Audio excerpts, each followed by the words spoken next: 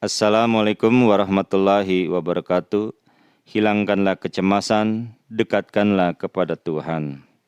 Kita yang sedang sakit saat ini mungkin merasa sedih, muncul kegelisahan, timbul kecemasan.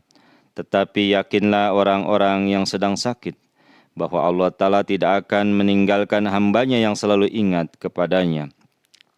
Sayaja'alullahu ba'da usri yusra. Allah akan segera menjadikan kemudahan sesudah kesulitan. Surah Al-Talaq ayat 8. Ibnu Rajab juga mengungkapkan di antara indahnya korelasi antara keringanan dengan penderitaan, antara kemudahan dengan kesukaran, bahwa penderitaan apabila berat, besar, komplit, dan berputus asa untuk menghilangkannya, maka hanya tergantung kepada Allah Ta'ala semata. Inilah yang dikatakan tawakal kepada Allah yang sebenarnya. Di dalam Al-Quran dikatakan, wa may yatawakkal 'alallahi fahuwa hasbuhu. Dan barang siapa yang bertawakal kepada Allah, maka dia memadahi baginya.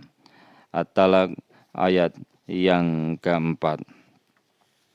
Cemas adalah perasaan yang sering menghantui kita.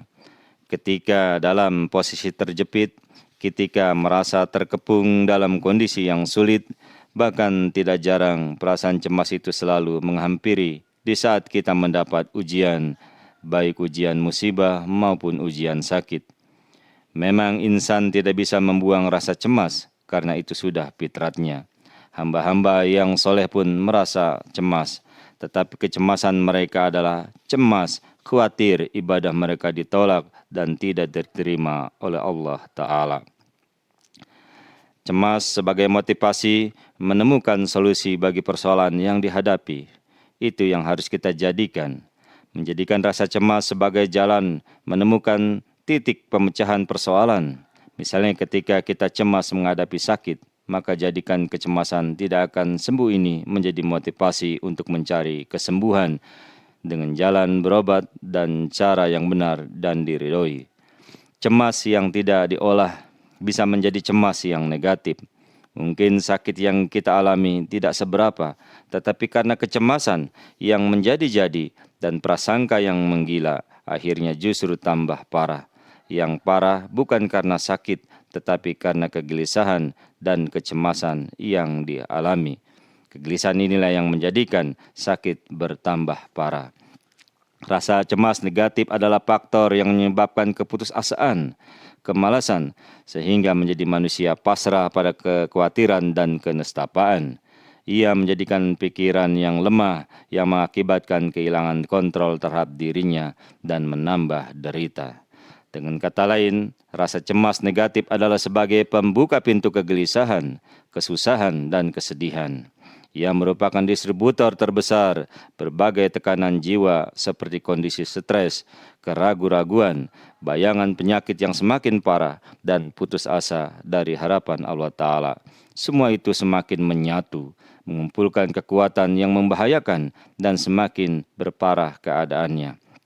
Maka untuk mengalihkan kecemasan negatif ini menjadi kecemasan yang positif, menjadikan rasa gelisah menjadi motivator untuk mengumpulkan pahala lebih banyak lagi melalui ujian sakit yang dialami, kita perlu memperkokoh pondasi kalbu kita. Kuatkan beriman kepada Allah Ta'ala, karena iman membawa kepada keridhaan dan keteguhan, ketenangan dan ketentraman. Selalu bertawakal kepada Allah Ta'ala, selalu mengingat Allah Ta'ala, salat lebih khusyuk lagi, banyak membaca Al-Quran, berdoa dan perlindungan kepada Ilahi.